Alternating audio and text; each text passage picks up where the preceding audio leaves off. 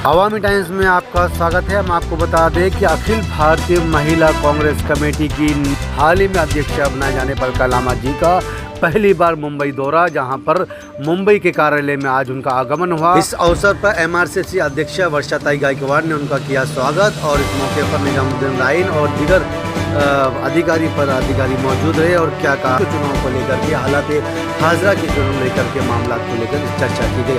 कलामा जी, आप मुंबई कांग्रेस में आज आपकी आमद हुई, यहाँ आगमन हुआ और जिस तरह से दौरे हाजिर है, हालात जिस तरह चल रहे हैं अभी 22 से भी पहले कुछ हालात ऐसे, और क्या कहेंगे आज के इस दौर पे चलते? कि मुझे इस बात की खुशी है कि आज मुझे पहली बार मुंबई प्रदेश कांग्रेस कमेटी के दफ्तर में आने का अवसर मिला है। और सबसे बड़ी बात ये है कि हमारी आज मुंबई प्रदेश कांग्रेस की अध्यक्षा स्वयं एक महिला हैं।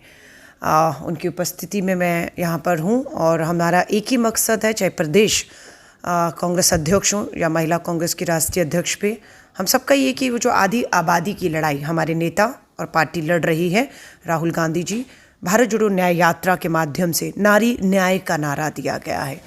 नारी न्याय के साथ साथ युवा न्याय, भागीदारी न्याय, श्रमिक न्याय और किसान न्याय की बात जो है भारत जोड़ो न्याय यात्रा कर रहा है। 14 जनवरी को मणिपुर से ये यात्रा शुरू हो चुकी है। इस समय बंगाल में वो यात्रा है। उसके बाद 20 मार्च को 6,713 किलोमीटर का सफ़र तय करके मुंबई पहुंचेगी। इससे पहले भारत जोड़ो यात्रा की जो 4,000 किलोमीटर चली।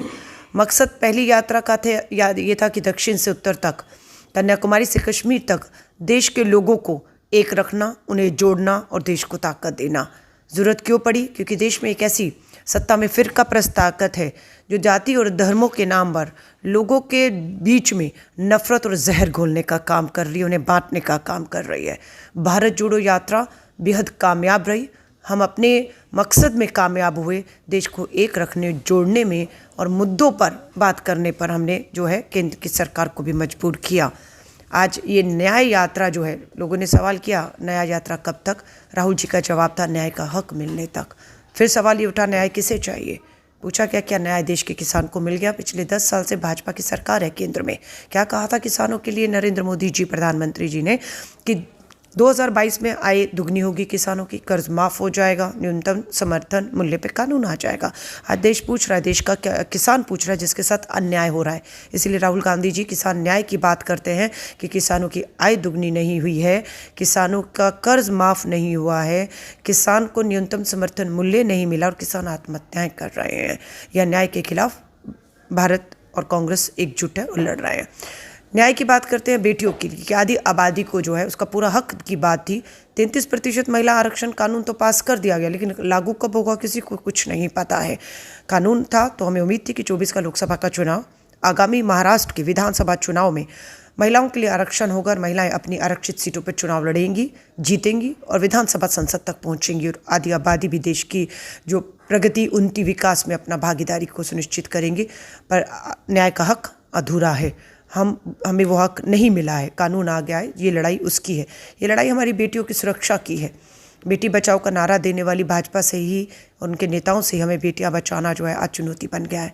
ब्रजभूषण शरण हो, कुलदीप सेंगर हो, आपके प्रधानमंत्री जी के ही संसदीय क्षेत्र में BHU की बेटी के साथ सामूहिक बलात्कार करने वाले बीजेपी के IT सेल के लोग होते हैं और प्रधानमंत्री जी खामोशी रखते हैं। बिल्किस बानो के 11 जो है सामूहिक बलात्कारियों को छोड़ने का काम, रिहा करने का काम भाजपा की सरकार केंद्र और गुजरात की करती है। हम धन्यवाद शुक्रिया करते हैं सुप्रीम कोर्ट का, जिन्होंने इस फैसले के खिलाफ फैसला दिया और 11 के 11 बिल्किस बानो, हमारी बेटी बहन के बलात्कारियों को वापस जेल में डालने का आदेश दे दिया है। सो ये लड़ाई बेटियों को बचाने की है, उनके हक अधिकारों की है। इसी तरह बेरोजगारी चरम पर है। हर साल 2 करोड़ नौकरी का वायदा था ना, 10 साल में भाजपा से पूछ रहा है आज देश का बेरोजगार युवा 20 करोड़ नौकरियां कहाँ गई? 10 साल हैं, जवाब दो, है ना। सो न्याय का हक अधूरा है, नौकरियां नहीं है। महंगाई का अगर आज आप देखेंगे, आज भी महंगाई अपने चरम पर है। बेरोजगारी, महंगाई के ऊपर आज भाजपा सरकार कोई बात नहीं करती, क्योंकि उन्हें लगता है कि सांप्रदायिकता, ध्रुवीकरण, हिंदू मुस्लिम, मंदिर मस्जिद की बात करके, लोगों को बांट कर वो सत्ता अपनी जो है वो हासिल करती आई है, करती रहेगी। ये आज का ही ट्वीट है। आज की अखबारों की सुर्खियां, सब्जियों की कीमतें एक साल में 60% तक बढ़ी हैं। दाल की महंगाई से राहत, दाल भी जो है उसमें भी राहत नहीं, यानी कि जो चीज़ 40 रुपये की खरीद रहे थे 60% मतलब वही चीज़ आज 100 रुपये की खरीद रहे, यानी कि गरीब से दाल, सब्जी, आटा, रोटी, बच्चों के मुंह से निवाला, दूध सब छीन चुका है। लेकिन देश की सरकार के लिए मुद्दे हैं ही नहीं है।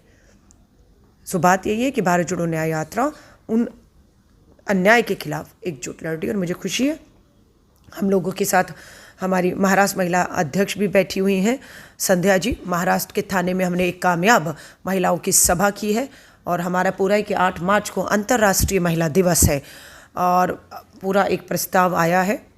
हमारी प्रदेश अध्यक्ष भी बैठी हैं मुंबई की कि 8 मार्च को अंतर्राष्ट्रीय महिला दिवस वाले दिन हमारा 1 लाख महिलाओं को एकत्रित करने का टारगेट है महाराष्ट्र में। और प्रियंका गांधी जी, राहुल गांधी जी, मल्लिकार्जुन खड़गे साहब नारी न्याय के तहत इस बड़ी सभा को हम लोग आयोजन करने का सोच रहे हैं। प्रस्ताव है हमारी तरफ से, मुझे पूरी उम्मीद है इस प्रस्ताव को स्वीकार किया जाएगा और नारी न्याय के तहत हम आधी आबादी को न्याय देने की बात करेंगे। आज मुंबई प्रदेश की महिला अध्यक्ष जो है अनिशा जी, उनके अध्यक्षता में आज मीटिंग भी है स्टेट एग्जीक्यूटिव की, जिससे मैं और हमारी वर्षा जी महिला जो है अध्यक्ष हैं, यहाँ की हमारी कांग्रेस की अध्यक्ष हैं, हम संबोधित करेंगे और आगे का रास्ता तय करेंगे हम सब मिलकर। धन्यवाद। मैं अलका लांबा जी का स्वागत करना चाहती हूँ और आपको भी पता है कि मुंबई की परंपरा थोड़ी अलग रही है।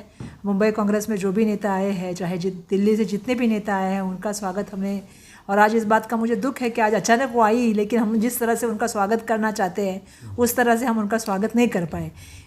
मुझे अपेक्षा है कि वो जब आएंगे अगली बार तो आप देखेंगे कि उनको महिलाओं की शक्ति भी पता चल जाएगी, कितनी महिला यहाँ पे सक्षम है।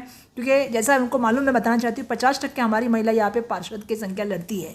तो हमारे यहाँ की पार्षद महिलाएं जो है वो 3-3 तो 4-4 बार चुनी हुई आई हैं, वो भी स्ट्रांग है। MLA महिलाएं बहुत सारी हमारे कंटेस्ट करती है, वो भी स्ट्रांग है। तो अगली बार यहाँ पे आप अलग माहौल देखेंगे। लेकिन जितनी जुझारू पद्धति से उनको अध्यक्ष मिलकर कितना दिन हो गया आप पूछिए उनसे, लेकिन वो हर जगह जा रही है, लोगों से मिल रही है, सबके साथ बात कर रही है, संगठन को कैसे मजबूत करे इसीलिए सबके साथ कोऑर्डिनेशन करने का काम कर रही है। और जब कोई अध्यक्ष खुद ही जब एक विजन लेके आता है तो हर किसी को वो अपने एक विजन के माध्यम से एक प्रेरणा देने का काम करता है। तो मैं जानती हूँ कि अलका लांबा जी आई हैं तो कुछ अलग सोच के आई है और उसका परिणाम बिल्कुल ये होगा कि उन्होंने जैसा कहा कि हमारे नेता, चाहे वो खड़गे साहब हो, राहुल जी हो, जो नारी शक्ति को प्रेरित करके हमेशा नारियों को आगे लेके आने का काम करते हैं। मैं तो हमेशा कहती हूँ कि बीजेपी में तो मनुवाद चलता है, बीजेपी में तो मनुस्मृति चलती है। कहाँ बताइए कि महिला को उन्होंने मंत्री बनाया हमारे महाराष्ट्र में, जो महिला मंत्री बनी वो अभी बनी, वो जो NCP से गई है वो बनी है। बीजेपी ने बनाएगा किसी को प्रदेश अध्यक्ष, बीजेपी ने बनाएगा किसी को महिला को मंत्री। तो बीजेपी की और कांग्रेस में बहुत अंतर है और इसलिए नारी शक्ति को प्रेरित करने का काम वो कर रही है। मैं उनका मुंबई में बहुत बड़ा स्वागत करती हूँ और बिल्कुल आपको भी मालूम है, हमको भी मालूम है मुंबई की अलग परंपरा, मुंबई का सेलिब्रेशन उनको एक बार मैं बिल्कुल चाहूँगी कि यहाँ पे वो देखे और उस वक्त हम आपको भी बुलाएंगे और आपका भी धन्यवाद व्यक्त करना चाहते हैं। तैयारियां जोरों पे चल रही है और एकदम अचानक जिस तरह से अलका लांबा जी यहाँ आई है और यहाँ मुंबई कांग्रेस में आमद हुई है, क्या कहेंगे इसमें? नहीं, अचानक नहीं, एक्चुअल में उनका महाराष्ट्र प्रदेश में उनका कार्यक्रम था और वो चूँकि मुंबई से जाना है उनको आज एयरपोर्ट, तो वो आ गई। मैं बहुत हम लोगों को खुशी भी हुई। हमारी अध्यक्षा वर्षाताई गायकवाड़ ने उनका स्वागत किया है और शायद महिला कांग्रेस जो मुंबई है उसका एग्जीक्यूटिव कमेटी की एक बैठक भी है आज उनकी, तो वो उसमें शामिल होंगी। और जहाँ तक लोकसभा का चुनाव है, कांग्रेस पूरी तैयारियों के साथ एकदम रेडी है। जो भी हमारे एलाइज, जो इंडिया हमारा गठबंधन है, उसके हिसाब से जो भी सीटें कांग्रेस को मिलेंगी उस तरह की पूरी तैयारियां पार्टी के अंदर तय कर चुके हैं और लोकसभा चुनाव लड़ने की पूरी क्षमता के साथ मुंबई कांग्रेस के अध्यक्षा अपने उसमें तैयारी में है।